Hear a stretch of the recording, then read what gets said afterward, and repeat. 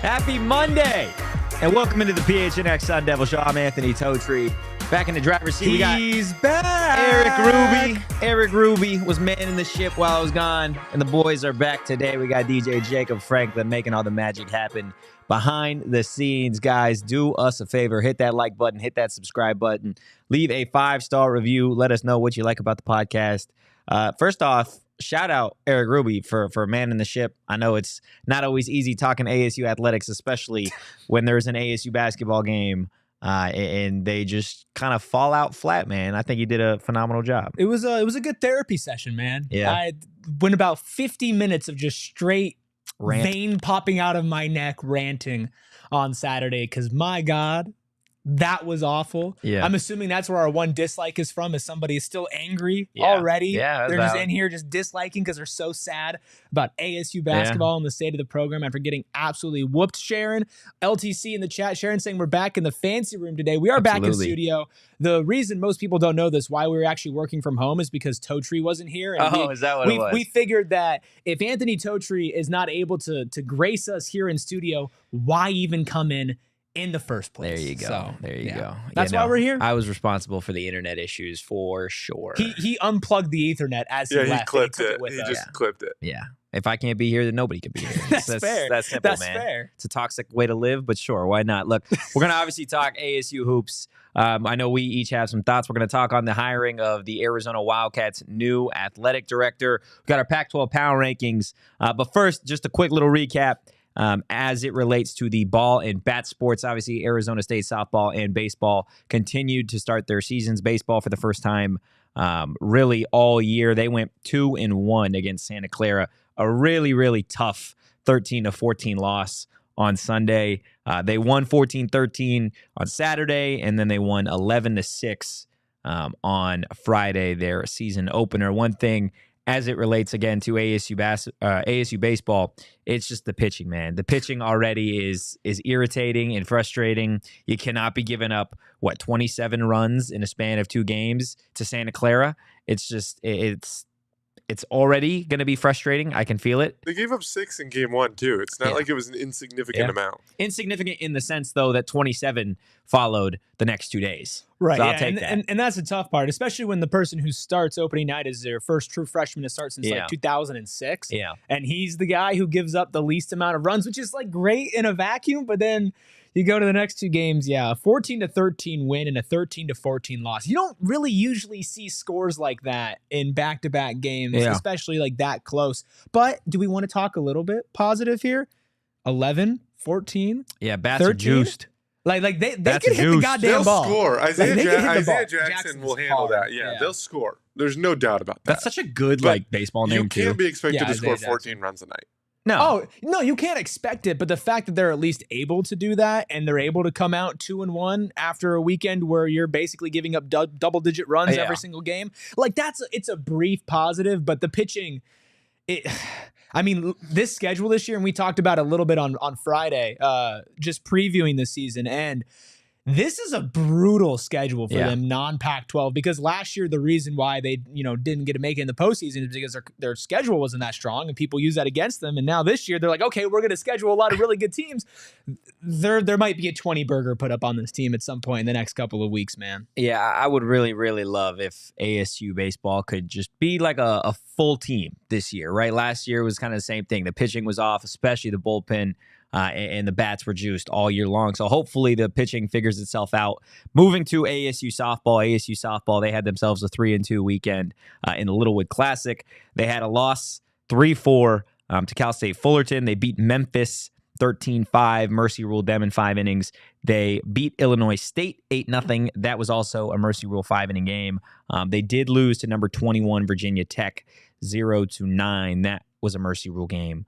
And they beat BYU 10-6 to start the Littlewood Classic. But we'll have Kelsey Hall, Arizona State softball player, on the show later on during the week for a little bit of a recap to what's going on with ASU softball. But I do want to transition over to ASU basketball because, Erik, you talked about it. It was a weekend. It was a weekend, man. And I obviously wasn't here. I was thankfully at a steakhouse in Las Vegas when that game was going on, man. But I told you, I was with like a party of like 23 at dinner. Funny enough, I was sitting next to a former Arizona Wildcat football player, and we were going back and forth, and the game was on, and he showed me the score, and they were knotted up 20-20, I think 10 minutes through the first half. And I'm like, okay, watch out. How you feeling now, right? It's 2020. Like, we got ourselves a ball game. You know better. I said it with a little bit of smirk on my face, a little smirk on my face, and a lot of tequila in my system. But, I was feeling ballsy. I was feeling ballsy. And he looked over to me. He's like, come on, man. Come on, man. Like, they're not worried. And I think that in and of itself kind of is, in a vacuum, a representation of the way that the Wildcats as a fan base look at Arizona State basketball, right? To the point where it could be 10 minutes through a game, you're all knotted up, and they haven't even broke a sweat yet. Like, that needs to change. That entire environment for ASU basketball is so flawed right now. To lose by, 40, 45 points? 40, yeah, it was 105-60. Yeah. It was so bad we started in classic ASU football postgame fashion. We started before the game was over. Yeah. So, listen, it was absolutely disgusting. I wish I had a couple shots of tequila in my system. I was stone cold sober for that entire thing, and boy, was that a mistake. I was just laughing, man. I was just laughing at the whole thing. But we had somebody in the chat who had a Wildcat jersey as their profile picture saying, you guys need must bust. That would insanely be fun for the rivalry. Yeah. And I think that even is another aspect of this entire Arizona State basketball situation that, yes, I'm sure Arizona fans love to kick the shit out of ASU basketball year over year. I'm sure they enjoy that. Sure, it's but fun. It would be fun, I think, if you could have that back and forth rivalry, kind of like the way we're talking about ASU football, right? Like, it makes the rivalry better, and I think it would be more enjoyable, probably for Wildcat fans, to have both these teams ranked in the top 25 going back and forth. I mean, in a vacuum, yes, I'm sure that they would want ASU to be more competitive, but I think if they could choose, go into a game, it's a 50-50 shot that U of A wins, or you go into the game and it's the 20-point favorites that it was on Saturday, they're going to pick the latter. But listen, it would be nice in general for all sports to be competitive, but I would feel the same way where if I had to choose, I would want my team to be significantly better. And it is no secret if you look at the two programs right now, and basically every single way imaginable, from fan support to NIL support to on-court to coaching to all of that, ASU is the little brother in that sense. And if you look at ASU football this year and you say, okay, what goes on in the future? Can you see a path to where that changes? You can. Yeah. Like, you can see a reality where in 2 to 3 years, ASU football has either completely flipped the script or at least has caught up to where U of A football has been for the last year. So with ASU basketball, you look around and you say, what's the path? How are they going to get there? How can I look 2 to 3 years from now with the way that everything is and say, they're going to be okay? You can't. There's nothing that can confidently, like, you can say and just be like, okay, at least they have this building block, right? At least you can say, oh, Bobby Hurley, at least he's really, really good at recruiting. Is he bad at recruiting? I would say no, but is he great? Yeah. No, and if there's one thing that this team is proving among others is that he can't build a complete team. He has one 7-footer on the roster. The dude put up a 0. Yeah. Sean Phillips had 5 personal fouls. Yeah, he got bullied. Every other stat on the stat line in ESPN does not add up to 5. He had more personal fouls than he did every other stat except for minutes. And it's like this guy he can't build a team. He's not a terrible person. I think in a vacuum, he's not a bad coach, but to give him the reins to a program that is hampered by financial situations, arena situations, a president who doesn't really care about athletics, fan buy-in as well. Like, he's not the type of guy that can overcome that. Yeah. And I think that would be at least have a better shot at it. And if he couldn't do it, then you really have to look at the program as a whole. But it's just a big old pile of crap. Yeah, I mean, It's like a big old pile of definitely crap. some comments in the chat I want to get to here in a second. But first, like to even stop right before we get to the entire point of, hey, ASU football, like what you could be. Right. I think it starts with just trying. Right? Like ASU Yeah. football, whether the Yeah. rebuild is successful or not, you can at least sit back 4 years from now, whether it's going great or it's going poorly, and you can sit there and you can say, you know what? At least they gave it a shot to try and rebuild with somebody that the fans wanted. They were able to start recruiting. They moved to another conference. When it comes to ASU basketball, before we even get to the conversation of, hey, let's look at this rebuild in the Big 12, how about we just try it? How about we just sit here and be like, you know what? At a certain point, you have to just crumple up the paper and throw it in the trash can and just say, guess what? It didn't work the way we thought it was gonna. And that's where ASU basketball is right now. It hasn't worked out. Bobby Hurley and the boys, they had some fun for a few years, but I think it's a time for a change of scenery, both for ASU hoops and for Bobby Hurley. Yeah, it's just the way that it is.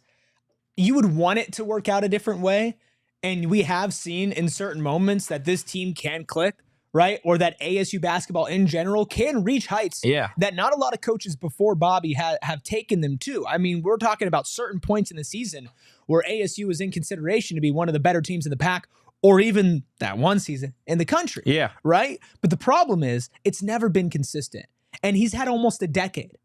He's had almost a decade to prove it now, and it has never once just been consistent. Yeah. And that's when they've been consistently inconsistent. Exactly. And that's when you take a look and you just say, when you're going from the Pac-12, which when we get into our Pac-12 power rankings, like this conference is a complete mess. Yeah. It's always been inconsistent. Even the teams at the top have never been reliable. And now you're going to go to the Big 12 where that's like almost the exact opposite. Yeah. Where you can look at every team and be like, that's a competent program, or at least has the potential to be within the next year or two. It's not a recipe for success. And you're never going to be able to build this program up and get it out of the mud that it's in right now, I believe, with the way that it's currently staffed. Yeah. Like I said this on Saturday. I think Bobby would be a fantastic lead assistant coach at a major program. Yeah. I do not think he's the type of guy who can get a buy-in from all 12 players on a roster to build a roster, recruit, navigate NIL, and then also have a good game plan. Because there were moments of that U of A ASU game where the only play that they were running was, let's run a post up for Jose Perez. And as great as Jose Perez can be in the post, at 6'4", I don't need that being my main source of offense. Yeah. Like it's not a good game plan. I mean, at that point, it's better than having no offense, because that's what it comes down to with Arizona State basketball for some time, right? And I think if you ever ask yourself, hey, I wonder what's going on with ASU basketball, right? I wonder how the season went. All you got to do is watch one ASU basketball game, and that's the season in a nutshell. Literally, they either start off really hot and falter, or they start out of the gate super slow, eventually get you to buy back into the game, and then fall short late, right? That is literally what an entire ASU basketball season is like. All you have to do is watch one ASU basketball game. Mark Harrison in the chat earlier saying, how much does Must Bus matter if Michael Crow is in the way? I think Must Bus would absolutely change the way that the public view Arizona State basketball. And you never know in terms of being able to recruit, being able to have at least a little bit of a voice within the athletic department saying, hey, we need this, we need that. Kind of the same way Kenny, the moment that he came in, was able to start changing the way people view ASU football. Like, it just getting somebody new in the door, like, you build hope. Right now, there is no hope from a fan perspective for ASU basketball. And once they have lost hope completely, it is officially time to move on. And that's where ASU basketball is at right now. And I think you bring up a good point with Kenny and people saying, oh, Michael Crow needs to leave for ASU basketball to actually succeed. Michael Crow is not going. No, he's not going nowhere. Let's get that out there. As awful as it might be athletics-wise, what this school looks like and the type of buy-in, when it comes to everything else that a university president does, there's no chance in hell that Michael Crow is leaving. He's done a phenomenal job. Like, he has done as far as academics go, as far as like public, like people not dying, and just like the overall perception of ASU as a party school and everything like that. Like, Michael Crow has done a phenomenal job outside of athletics with being the president of ASU. And to be honest with you, like that's more important to him. And that's where a lot of people find the problem. But your point with Kenny is that he came in and he almost forced it, right? Like he walked in through the door and he's like, this is what needs to be done. I'm going to be vocal about it. And then I'm going to put my actions behind it. Michael Crow has no choice but to buy into a guy like that. Yeah. Right? Bobby Hurley's not doing the same thing. And whether it's just because Michael Crow's used to him and Bobby Hurley maybe is not ready to navigate that landscape the same way that a young, hungry coach like Kenny Dillingham is, like it is possible to see a program. Obviously, we're waiting for the final results to at least get a change in buy-in from the community, from the school, just by a change of head coach. It's not all on Crow at the end of the day. It'd be nice and it would be helpful, but you have to put a coach first that is willing to put himself out there and try to change things before you can just blame the president of the university about it. Yeah, I mean, look, at the end of the day, guess what? Michael Crow, he's not drawing up the game plan. He's not the one on the court. He's not the one on the football field. Like, at a certain point, it comes down to the coaches and players. You can say what you want about Michael Crow, and everybody knows kind of his view toward athletics. But at the end of the day, Michael Crow is not the one running the show for ASU basketball or really any other ASU sport.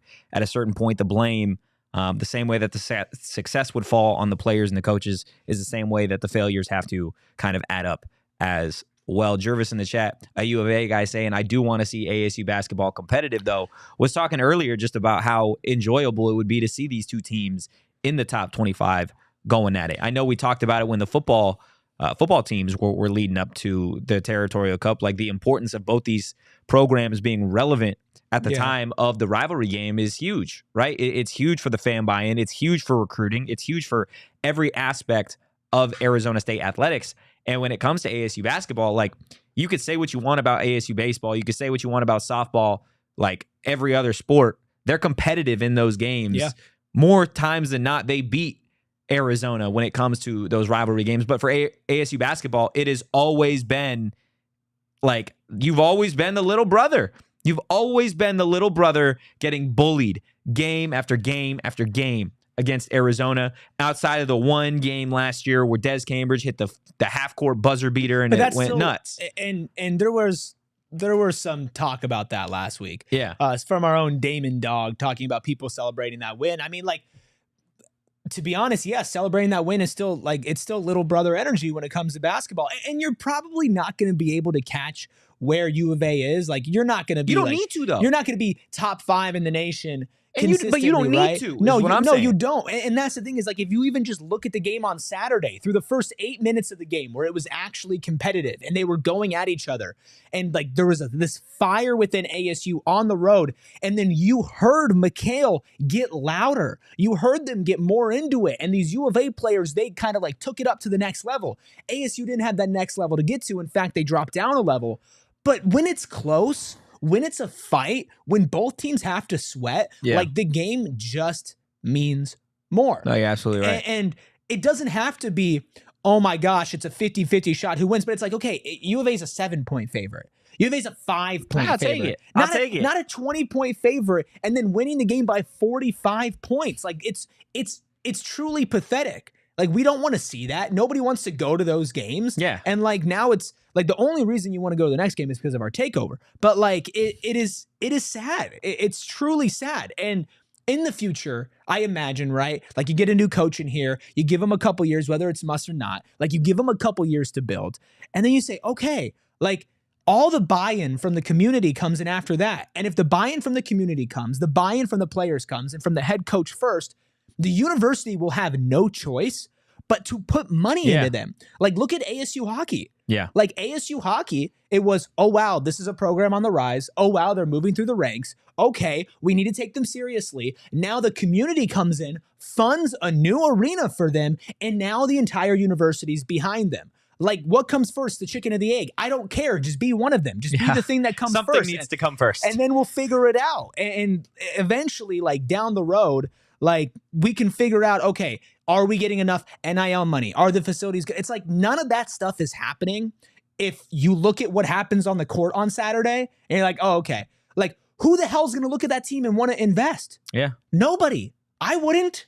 No, absolutely not. You wouldn't want to go to those games right now. No. Like, that's just kind of the way that the public is viewing ASU basketball, not just from a national perspective, but from a local perspective. Yeah. Like, why would you pay money? And this is a serious question that, like, I would love to ask Bobby genuinely, why should people come support ASU basketball right now? Dude, it's a hard question to answer. I remember it was a couple games ago. Who was it? I think it was the Oregon State game. And somebody posted like a screenshot of DFCU.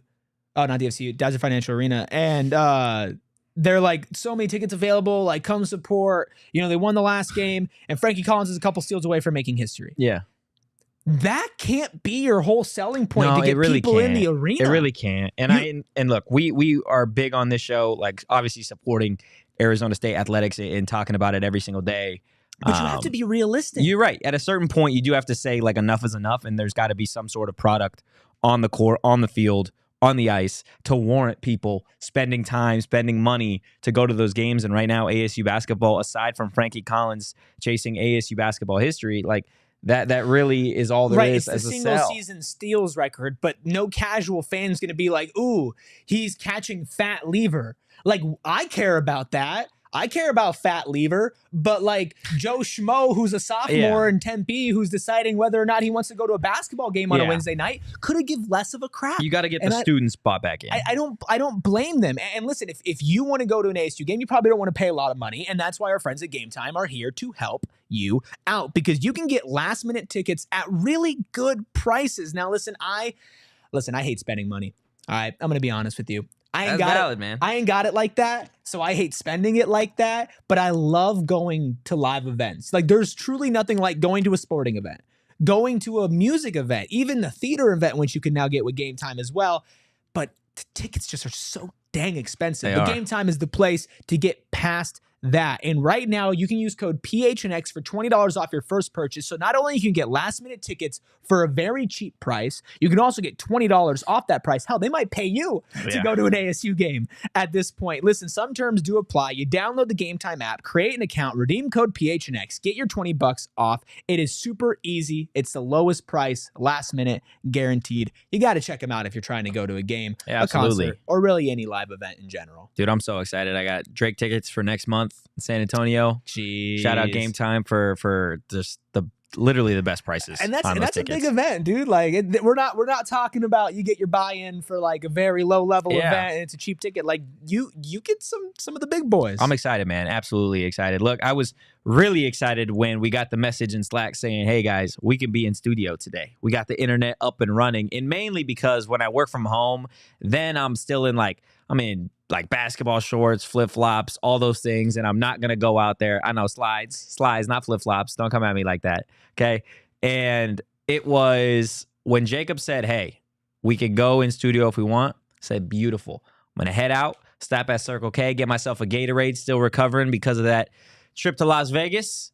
But guys, Circle K, they have everything you need, whether you're recovering from a vacation or you're on your way to work and you just need a snack or a great deal on gas. They've got it all over at Circle K with their new free membership program, Inner Circle. They're going to help you guys save 25 cents per gallon on your first 5 fill-ups and then 3 cents per gallon every single day after that. Not to mention, you're going to get every 6th free on a selection of Circle K products, pizza, coffee, ice cold fountain drinks, and more. Join Inner Circle for free by downloading the Circle K app today.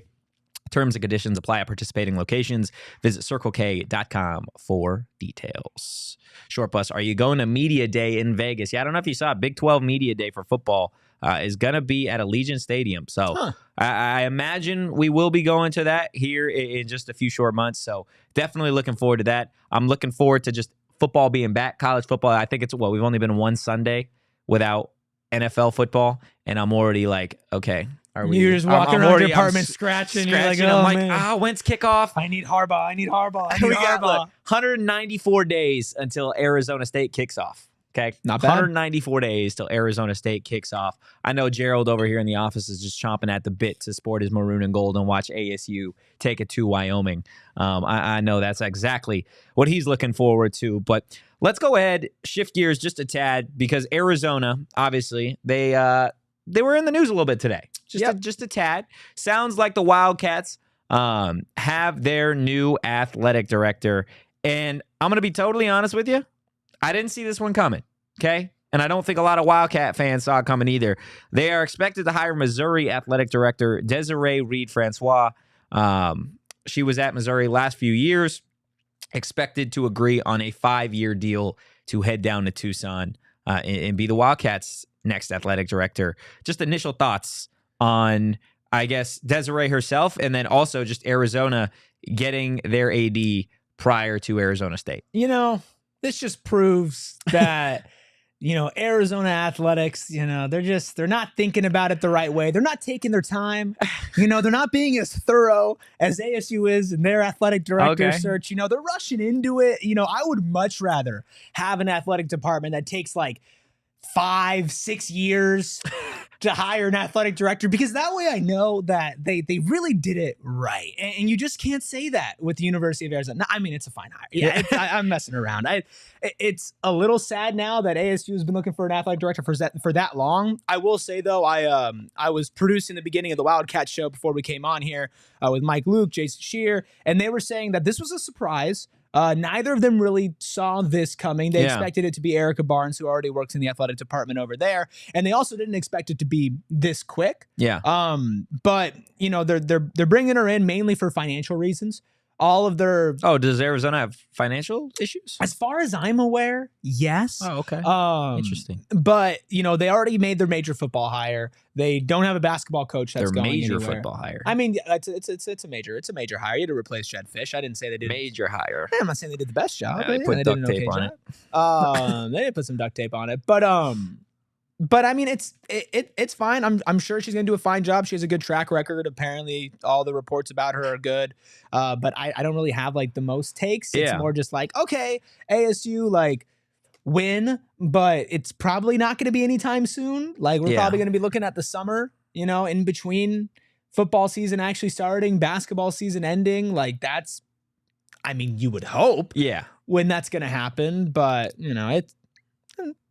You know, they're rushing into it, you know. They're rushing into it. Look, they're not being thorough. There hasn't been a whole lot of noise around ASU's athletic director opening. I heard it's going to be you. No, I'm the next athletic director. I heard that's why you're in Vegas getting wined and dined. Interesting conversations. Yeah, me and Papa Crow were out there at the craps table just shooting the shit. That explains why you were defending him. No, I was about to say that's why we can't talk too bad about him. I don't want to step on your future opportunities. Yeah, man. It is what it is, man. I would love to get that opportunity, but no, I think as it relates to the AD position for the Sun Devils, it's something that we've talked about on the show. We've had some conversations that, you know, there was never an expectation that Arizona State would hire their athletic director before Arizona. I was very vocal about it on the Sun Devil show pretty much, I would say a few days after Hickey got canned by Arizona, saying I would fully expect the Wildcats to hire their AD before Arizona State. And that's kind of where we're at. There has been no movement as it relates to that Sun Devil opening. Would not expect a decision on that for still a couple months. Kind of what Chris Cartman had tweeted, I believe over the weekend, that there still isn't any rush. There isn't an expectation that the Sun Devils are going to make a move here anytime soon. I will say when it comes to Francois, jumping from the SEC to, I guess, now the Big 12, I think it sets Arizona up in an interesting position. But I again, don't know a whole lot about her and her accomplishments. I do think it is interesting, though, that she moved at the time that she did. ESPN's article on the entire situation says the move comes just weeks after Missouri's Board of Curators voted to create the Mizzou Intercollegiate Athletics Special Committee, a 4-member panel to monitor Missouri sports. I'm sure she wasn't a fan of that, and I don't blame her. I'm sure she didn't like having her authority checked, which, you know, I guess nobody in the Wildcats administration really likes to have their authority checked. So maybe that'll fit nicely. But again, it should be an interesting spot to kind of see what she is capable of doing in trying to advance Arizona. I will say again, it doesn't blow my skirt up, but I think a lot of Wildcat fans would have probably been a little bit more excited if it was an internal hire. I love that comment got girth. Doesn't blow your skirt. Doesn't blow my skirt up, You literally said Gerald's name earlier in the show, and it got no response from him. But you said "blow my skirt up," and that man's head Gerald turned full so 360. fast. Totri's wearing a skirt. Homie's an owl over here, full 360. If you're listening on audio, highly encourage you to check out the live. I am indeed wearing a skirt. And make sure if you're on audio to rate 5 stars, subscribe, review, all of that stuff. If you hear live, hit that like button. Make sure that you subscribe, because I feel like there is going to be a show sometime in the future where I wear a Speedo, Totri wears a skirt, and Shane's back just making fun of both of us. So that's probably going to happen. You do feel like there's a show in our future that's probably going to happen. Those things? I think, did I make a bet? You did make a Speedo bet. Well, they're going to make like the Sweet 16, that ASU men's basketball makes the Sweet 16. ASU basketball make the Sweet 16. I'm feeling pretty good about that one, baby. Yeah, absolutely. I don't think there's any chance in hell. But okay, so I know that it doesn't blow your skirt up. Yeah. That Arizona hired. That's crazy you repeated it after we just had a conversation about it. But yeah. Well, I'm trying to ask you a question here and set the scene. Yeah. It's called a callback, Totri. Trying to have, a complete show here, bring things all together. There you go. So I know that it doesn't blow your skirt up that U of A hired an AD before ASU. Yeah. But are you okay with them taking this long and presumably no end in sight to the hire situation? An AD? I mean, look, that's a fair, good question. I think it's extremely frustrating that after such a long period of time that ASU fans wanted Ray Anderson out as the athletic director, when it finally started to feel like the administration was listening to the public, was listening to their fan base, and then to go for months now without an athletic director in that position, it does kind of feel like a slap in the face. It does feel like, Michael Crow and the administration, whether it is they're, quote, taking their time or they're just lollygagging behind the situation. It really is a frustrating situation, I think, from an ASU fan perspective. But I don't think you read too much into it, to be completely honest with you. When you're in the middle of the basketball season, what is this new athletic director going to do, right? The same way that Reed-Francois is going to come in for Arizona, she's not going to be doing anything drastic to the football and basketball programs immediately when we're midseason. Spring football is right around the corner. Now, when ASU decides to make that move, I think the sense of hope that you need to have if you're a Sun Devil fan is like, okay, they're waiting for the basketball season to be over so that when you go to the Big 12, your new AD can A, start to put a plan in place for a new basketball arena, and B, you can start to look at your options for a coach, whether that be Musbus, whether that be somebody else trying to build forward this program. I think at this point, you just want a fresh end, a clean cut to the basketball season, and then you can move forward. Yeah. I don't necessarily think that's what is in Michael Crow's head, but I think if you're a Sun Devil fan, you maybe should have a little bit of hope that is where the situation is going, that they're just kind of playing out the lame duck season and then moving forward with a new program entirely. I mean, it could always be worse.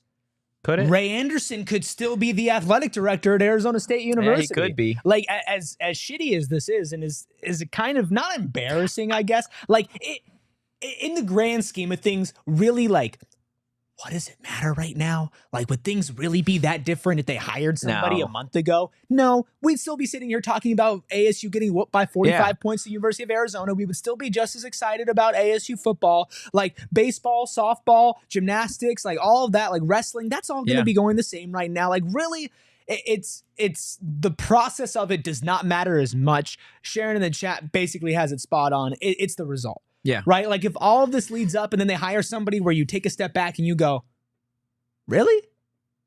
All that wait for them? Yeah. Then you're going to be like, okay, was that worth it? But like, if it's somebody that you can actually like take a look at and be like, oh, wow, like they hired somebody who can confidently now lead ASU into the next chapter, leaving this conference, entering another one that you could argue is tougher for basketball. And Pac-12 is probably at the top better than at football than the Big 12, but like, again, top to bottom, the Big 12 is still very solid. Like, if they can find somebody that you can look at and confidently lead them in, then you're saying in less than a year, you go from Ray Anderson to whoever the hell that can lead them. And if your basketball program has a different head coach, you're no longer in the Herm Edwards era. Then you're looking at a 2-year span where ASU athletics looks completely different than it was when it was at its bottom. Yeah. And that's a really good thing. I can't stress the importance of how like this next hire is so drastically important for Arizona State, just because you look at the last, 8-9 years in a nutshell. And what does ASU's revenue sports have to show for it? Just about nothing. No. Right? So I think when it comes to this next hire, whether, again, it is about taking your time, making sure you exhaust all your options and opportunities, or B, it is just a waiting game, I think the stress and the pressure on the administration right now to make a successful hire at this position is more so than it has been in arguably any other time for Arizona State, because of the fact that, look, the football program, there is starting to be a little bit of a buy-in. Basketball is down as it could be, right? Like softball, year 2 of a new head coach. Baseball, year 3 of a new baseball coach. Like you've got Mullet Arena. There is so much going on with ASU athletics, and you need somebody to come in and push it forward, right, into a new conference. Again, furthering the idea that this hire for Arizona State at the athletic director position is the most important one in school history, right? Arizona doesn't necessarily have that pressure on as an athletic department, maybe from a financial perspective because of everything going on. Yeah, it's a different pressure. But exactly, not the pressure to succeed in athletics. Arizona baseball did fine. Arizona basketball, we know what they are. Arizona football just had a great year. Like, there isn't the same level of pressure that there is on Michael Crow and the administration. And I think that is, again, another thing to consider when you talk about the opening for Arizona State's athletic director position. But again, like, you can't miss on this one. You just don't have you don't have the time. You don't have the breathing room to miss on your way to a new conference. You don't have the goodwill. No. You don't have the buy-in from fans to put up with that. Like, if ASU men's basketball has 2 more seasons like they have right now, it's going to get worse. Like, yeah, it's bad right now. Oh, it can get worse. It can. It can get worse, where they don't have those 4-game winning streaks, where they don't have those brief moments where fans actually take a step back and go, maybe. Yeah. Like, ASU football, like the floor is what you already hit. Now you're on your upward ascent. Like, it can get a lot better, but like there's never a promise for anything. Yeah. Especially in the current age of college athletics, where players are jumping ship, where coaches are jumping ship. And I don't think that's the case with Kenny, but like with players, with basketball, with whatever, like nothing is promised. And you need to be out ahead of this, or else you're going to be the laughingstock of the Big 12. Like, imagine jumping ships to a new conference and then just immediately becoming the bottom of the barrel, like laughingstock. Nobody believes in you. Like that. What's that going to do to your recruiting? What's going to do to your fan buy-in? I mean, look what it is now. It's bad. It's bad. It is bad. There was a comment earlier in the chat that I did like, that Arizona State needs to be the Kansas State to Arizona's Kansas. And I'm curious how you feel about that, just in terms of going to the Big 12. Obviously, you know the history between Kansas State. You've seen kind of the trajectory of really all the football the football program, the basketball program, etc. Like, we know Kansas, when it comes to basketball, is superior still to Kansas State. Kansas State gives them a run. I believe Kansas State actually beat Kansas at one point this season. I could be wrong on that, but I do think they did win that game. I remember last year. I'm not keeping up to date with Big 12 basketball as much this year. I'm just too consumed by the awful conference that is the Pac-12 right now. But I do know that Kansas State has had a really good turnaround as far as basketball programs. Just athletics. Yeah, they beat them 75-70. Kansas was number 9 in the country, and they beat them. From everything that I'm seeing, they beat them. Kansas State was home, right? So, like, again, and they're 15-8. They've had a good season, not ranked at the time of that game, but to beat an 18-5 team, to beat the number 9 team in the nation. Like they were competitive, right? It was on their home court. They're not ranked, but you can go into that game and say, if everything goes right, like, Kansas State can win. Yeah. You go into Saturday. Ralph and I basically laid out how can ASU win. Listen, man, if you're like putting down like the parlay of everything that we said that had to happen for them in order to win, it would have been like plus 25,000. Like, it was a lot. And that's just not something that you would say with Kansas State. And Kansas State football has had a turnaround as well. They have a good program. Turnaround. Like, they have a good program. And that shows that it is possible. Like, it is possible. It's just, who is going to lead it? Who is actually going to be able to be the person who steps up and says, like with football, we know. Yeah. With basketball, that guy's not leading the team right now. Not right now. There's not an athletic director who's leading the way for them. And there's sure as hell not a player that's going to be like, oh, that's the type of guy that's going to gravitate, that's going to be a leader, that's going to step up. Like, you don't have anybody to be that level of person to take this program to the next level in any of the facets. You're right. Jacob, how do you feel? Do you feel if Arizona State was able to replicate Kansas State's turnaround and be the, I guess, Kansas State to Arizona's Kansas. Would you be happy with that from an ASU fan point of view? For a basketball perspective? For basketball, yeah. just really from an athletics perspective. No, because we should beat them in football. Kansas State beats them in football. Kansas better now. Yeah. Like it needs to be one of those things where if your only hope is to be the pest in basketball, then you better be better in football most years. Yeah. That you have to balance it. Yeah. I think again for me when it comes to it, if Arizona State was mentioned in the same conversation as Kansas State from an athletics perspective, I think that would be a massive win. And as it stands right now, I'm gonna be honest, I don't know if that's simply because of where we are at as an athletic program, where I'm kind of settling, or it's just a genuine seeing the way that Kansas State has kind of transformed both from a basketball, football perspective over the last few years. So again, I'd love to know everybody in the chat what their opinion on that 2 cents would be. But you brought up betting on Arizona State. Look, I can't imagine there's a whole hell of a lot of people that bet Arizona State to beat Arizona the other day. If by chance you decided that that's the bet you wanted to place, I'll say this. You got a lot of guts to place that bet. They play again in 10 days from now, guts next Wednesday? Guts is a good way to call it. I'd say lack of brains, but a lot of guts is also a good way to put it. It is what it is, right? If you want to bet, whether you're betting on the NBA, I know the All-Star break is over. You got games on Thursday and Friday? Mm-hmm. A ton of games to bet on. NHL, got baseball right around the corner, guys. If you're going to bet, do it on the BetMGM Sportsbook app. Download the BetMGM Sportsbook app on iOS or Android, or visit BetMGM.com. Sign up and deposit at least $5 into your newly created account. Place a wager in the amount of at least $5 at standard odds price. And once you've placed a bet, you guys are going to receive $150 in bonus bets, regardless of the outcome of your wager. Eric, did you make any money over the weekend by chance? Did you bet on anything? I know there was folks betting on the All-Star. No, I did. I have to stay away from All-Star betting. Unless you're betting the over, man, there's nothing that you can do. Because I saw people on the timeline sweating out Luka over bets in the All-Star game. That's crazy. And it's if there's one game I can't bet on, it's that. But I do think the Suns are going to come out strong after the All-Star break. Bradley Beal appears like he's going to be able and ready to play pretty soon when they come back. So I would maybe even just take straight up Suns money line for the first 2 games. It's a back-to-back Thursday and Friday, coming off the highs that was the All-Star break for Devin Booker and Kevin Durant. So I would say if you're looking to parlay a little thing together, take the Suns to win their first 2 games post All-Star break. They are back-to-back, but they're winnable. It's against the Mavs, and that's a big one. But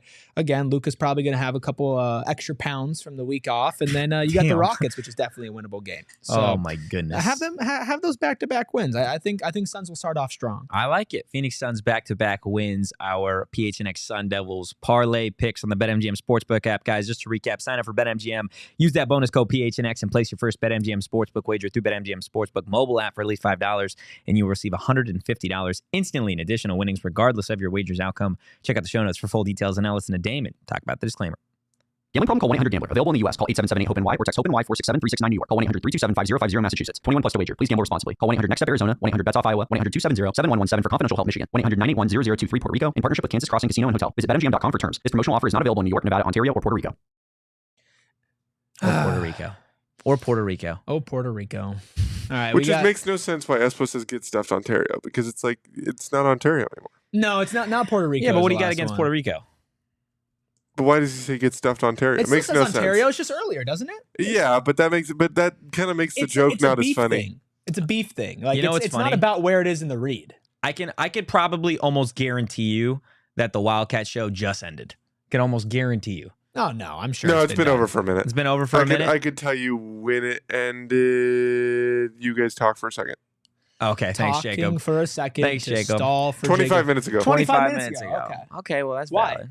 Well, because the viewer count jumped. Oh, okay. Viewer count jumped, so I figured well, Mike was over at that point. Look, guys, hit that like button, hit that subscribe button, and also go become a PHNX diehard. I was about to say it, man. So many people in here, a ton of people jumping in for the ASU post game. Whether you're a U of A fan, whether you're an ASU fan, whether you're a fan of any Arizona sports in general, hockey, baseball, basketball, anything like that, jump in, become a diehard. You get a bunch of amazing perks, but by far and away, in my opinion, the best one, besides the free shirt or hat of your choice every single year with the PHNX locker, besides 20% off all events, 20% off all merch, you get access to the members only Discord And guys, if you want to talk shit to us directly, if you're a U of A fan and you're like, just going in the chat isn't enough, I'd like to talk to Anthony Totri directly and talk shit to him. You can do it in the Die Hard Discord. I appreciate that. You can also go and chat it up with Mike Luke over in the U of A one, or if you want to talk with all of our Suns people because the Suns are in the middle of the season, you can do that as well. It really is a great place to be. And as somebody who has joined PHNX relatively recently compared to a lot of people working here, it's something I saw from the outside. I was like, damn, that looks cool. And then I got here and I'm like, wow, that's like 10 times cooler than I actually thought. So I would highly, highly encourage to go become a diehard. Just head over to gophnx.com right now to join the best sports fans in the city. Yeah, absolutely. We got a couple of PHNX diehards in the chat as always. Short Bus, Sharon. I know Donald's probably going to be listening later. He's at a kids' bouncy house party. He told us in the Discord today. Yeah, but see, there you go. Like it's so much more than just the fandom. Like you start to have those friendships, those relationships from people in the diehard Discord. Like it really is a whole hell of a lot of fun. Again, highly encourage you guys. Just go over to gophnx.com today, click that diehard tab, and you're going to get all the info you guys need. But Eric, do you know what time it is? I think it's time. It's a good time that all the U of A fans came in here because they're going to be pretty happy when we do our Pac-12 power rankings. I think they knew what was happening. Like a sixth sense. Let's go ahead and get into this week's Pac-12 power rankings. Eric, you can go ahead and kick things off, man. All right. I'll list off mine. You list off yours. And then I think we got a couple differences. We do. So we do have a couple differences. But coming in at number one, I got Arizona. That sucks. Say it with your chest. Yeah. I got the Wildcats coming in at number one. 45-point win, man. As much as I would love to be biased, I'm also not dumb. So I got to put them number one. I got Wazoo coming in at number two. They're my biggest miss, I would say, from the pre-Pac-12 play. I would say I didn't really believe in them as a team. They have really impressed, especially as of late. Oregon coming in at three. Colorado at four. UCLA turning things around for the last little bit of the season. They're at five. Utah at six. Cal at seven. Washington at eight. There's Arizona State all the way down There's there. Arizona State at 9. Stanford at 10. USC at 11. Oregon State rounding it out. Sorry, Clint. I just can't believe they lost by 45 and he had them going up a spot. Yeah, that's what's crazy to me. Did I have them? You had them going up a spot after losing by 45. I could have sworn I thought I had them going down. I don't think you were on the previous week's show. No, I don't think so either. No, I don't think I did a Pac-12 power rankings the week before, so I don't know if those plus or minuses. This is based off of Totri's rankings last week. Is the way I did that. Yeah. Okay. Yeah, I don't know. It is crazy you have them up to 9. After a 45-point loss. I know they beat what? They beat Oregon State midweek last week. That's the thing is like they lost to the number 5 team in the country, right? And it stung a little bit more. 45. Yeah, I know. And no, it's their rival. It's their rival. It could be number 1 and it wouldn't matter. What did we just talk about? Kansas State beat number 5 Kansas at the time, or number 9 Kansas. All right, fine. I'll put them 13th. Damn no, they're not. They're not as bad as some of the other teams. No, they might be bad.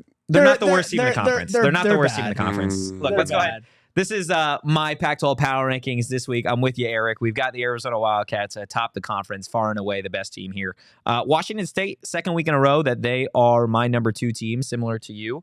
They are on a 7-game win streak, the longest win streak of any team in the Pac-12 as it stands right now. They are a very, very hot team. They've got some nice wins as well. UCLA up to 3. Can't believe we're at this point in the season, but the Bruins, it feels like they have started to figure it out, man. It genuinely feels like they have started to figure out. They're 9-6 now. Overall in Pac-12 play, 14-12 on the season. It's been interesting to watch Mick Cronin and really UCLA try and navigate everything that's going on with them. Oregon at 4, they fall a spot. Colorado falls a spot as well. Utah up to 6. Cal up to 7, another team that I didn't expect to be here. Should have listened to Shane Diefenbach as he is all Cal all the time. Stanford at 8. Washington at 9. Arizona State at 10. Oregon State at 11. And USC at 12. So a couple differences that we have. Again, I am just curious as to why Arizona State is number 9 on yours. What team did he have Arizona State better than? What teams? Stanford, Oregon State, USC. And I agree with you on USC and Oregon State. Oregon State, I don't think has won a road game all season long, or at least all conference season. I don't think they're better than Stanford, though. Right, I'll be honest with you, man. I don't have the fight in me. I'll just say you're right. Like this team, I am not gonna sit up here and be like, no, not worth it. Like you're like, okay, yeah, fuck it. Like like I'm fine with it, dude. Like listen, like Stanford, ASU, I feel like you could split hairs. Honestly, I feel like if they played, it would be a close game. Like I don't think ASU's a good team. I don't think Stanford's a good team. If you want Nobody in this conference is good. that's okay. So Stanford that's what I'm beat saying. When U of A, at least. yeah, And us. yeah. Hey, don't look at me. I got them where I think they are. All right, listen. Last I checked, ASU beat both USC and Oregon State. That's why I mean, we agree. We're splitting hairs of one thing, man. Like They split with Oregon State, so They I think split it with could go Oregon either State. way. Yeah, split includes a win at some point. And they got the most recent dub. Like, it counts for something. I know Side Tripping with Carrie saying UCLA is way too high. I disagree. Again, this is not standings. This is just power rankings, the way teams are playing. And I know UCLA, they did just lose their last game to Utah, 70-69. Prior to that game, though, they had a win over, and these are all coming in a row, win over SC, win over Oregon State, win over Oregon, win over Stanford, win over Cal, win over Colorado. Like, they went on what? 5-6 game win streak before the 1 point loss to Utah, not to mention 6 game win streak. And the game before that they lost was a 6 point loss to Arizona. And before that they beat ASU and they beat Washington. Now before that it was a 4 game losing streak sandwiched between then a win and then another 4 game losing streak. So they've been very hot or cold, but like you said, this is not a standings, right? This is a who's been playing the best recently. And you can definitely argue they've been playing some of the best ball in the Pac-12. I mean, Washington State, Oregon, like Colorado has fallen off a little bit. They're only 8-7 in conference. Like Utah's been really inconsistent. Yeah. You could argue though with UCLA, I don't think any of those wins have been by double digits. No. Their biggest win so far is Washington, I believe, by 12 points. Everything else, and they beat St. Francis, Pennsylvania, like 75-44. But like all of their wins have been like a 4-point win, a 1-point win, an 8-point win, 9-point. Like it's been close games, but they're still winning. Yeah. This conference is just a mess. I'm curious, do you think, with Side Tripping with Carrie, is Tinkle on the hot seat talking about Wayne Tinkle, the basketball coach for the Oregon State Beavers? Been there since 2014. We're talking 10 years now. Oregon State, one of the worst teams in the conference this season. Love to get Clint's opinion on it as well. He said Oregon State 12, yay, we can finally fire Tinkle. Mm. So I don't think Clint is a fan. I just wouldn't feel confident if my basketball coach's name was Tinkle. Unless his son's on the team. Yeah, I but was going to say, his son could ball, though. Yeah, but he's no longer on the team, right? No, he was on the team a long time ago when we were in college. It's an unfortunate last name. I can't lie. Yeah, Tinkle's just... That's what you say before we do every show. Tinkle on a hot seat, too? So you got to go Tinkle. That's tough. That's true. That is very true.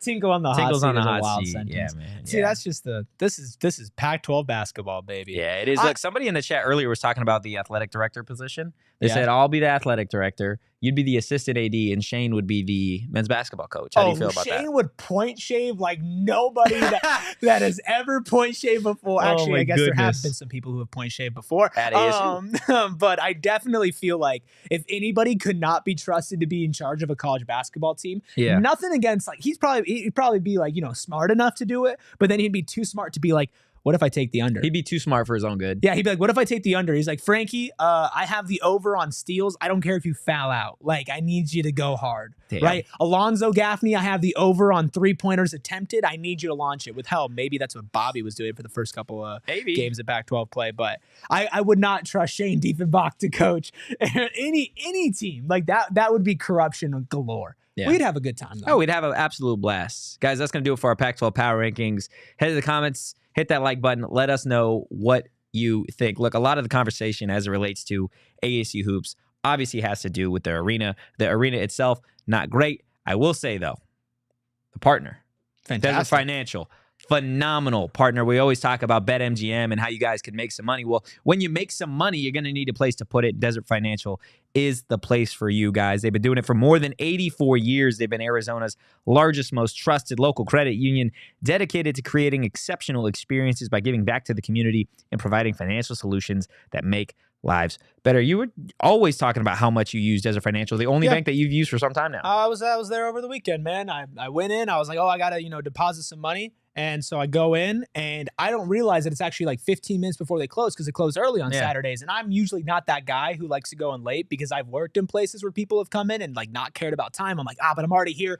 I'll run in. Kind of expected to get like that cold shoulder a little bit because I wouldn't blame anybody. No, super friendly, super helpful, smile on their face, said, let's help you out, get you out the door. Now I was out of there before they closed. It's always a good experience with Desert Financial Credit Union. Absolutely love it, guys. Now is the time to show your ASU team spirit. Open a free checking account online and get $200 plus your choice of 3 Arizona State University Visa debit cards. Just go to desertfinancial.com/ASU to get started. Would you say ASU's loss to U of A was rock bottom? I would say so. You'd say so? They've hit the floor. Yeah, they've hit the floor. Yeah. Thank you for helping me in my transition. You're because welcome. they do need new floors if they're already down there because they're nice and dirty, and they can do that with our friends over at Empire today. And lucky for the ASU men's basketball program is that they get easy shop at home convenience, a product right for your needs, quick and professional installation, and a price match guarantee. But the best part about all of it is they had this at-home floor visualizer where you can see the floors that you want, or maybe you don't know if you want yet, in your space, and you can actually decide what works for you. It'd be like if ASU could look at recruits and decide who's actually going to play well and who's going to look good for their team beforehand instead of bringing them on and having them play like crap. You don't have to worry about that with Empire today. It truly is quick and easy. They service their own warranties. You're going to be dealing with Empire today through and through. They're not selling that off to somebody else you have to talk to and wait on the phone for 17 hours to get an actual response to somebody. You can do all of that at Empire today. Plus, on top of all of that, you get the great service, you get the great people, you get the great amenities, all of that. You also get $350 off if you use promo code PHNX, the best 4 letters in the alphabet, that is. Go to empiretoday.com/PHNX for details. Use that promo code and get $350 off. I'm all about saving money, and that is a great way to do it. So I would recommend ASU men's basketball since you're at the floor. Maybe look at redoing them. Damn. There you go. Guys, that is going to do it for today's PHNX Sun Devil show. I would say first show back. Success for everybody. I would say so as well. And for the internet. Absolutely love that. Maybe shout out the internet. Maybe it's because we got mobile tech support You in the still chat. got like a minute and a half to get through here. So You're right. And that's kind of where we cut off last week. All right. Well, I'll try and get out of here, guys. We appreciate everybody taking the time. Again, head over to gophnx.com today. Check out the little Die Hard tab if you have any interest in becoming a PHNX Die Hard. Hit that like button. Hit that subscribe button. Like Erik said, leave a 5-star review if you are listening on audio. And if you enjoyed the content, give us a follow at PHNX_Sun Devils. You can follow me at Anthony_Totri. You can follow Erik Ruby at Erik Ruby. That is Erik with a K. And you can follow DJ Jacob Franklin at Jacob_Franklin4. Be back Tuesday for a tier list Tuesday. But in the meantime, guys, go Devils and peace. We all silly like the mayor.